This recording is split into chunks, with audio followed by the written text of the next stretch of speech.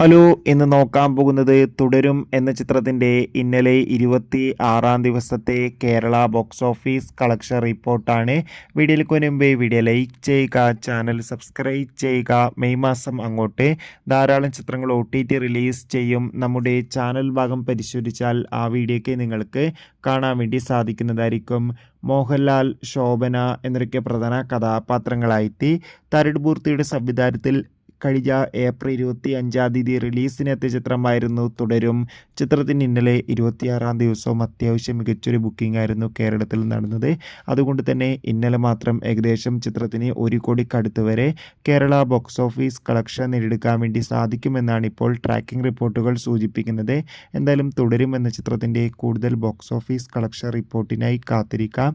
ചിത്രം കണ്ടവരുടെ അഭിപ്രായം കമൻറ്റ് ചെയ്യുക. കൂടുതൽ സിനിമാ വാർത്തകൾക്കായി ചാനൽ ഇപ്പോൾ തന്നെ സബ്സ്ക്രൈബ് ചെയ്യുക. അടുത്തൊരു വീഡിയോയിൽ കാണും വരെ ബൈ.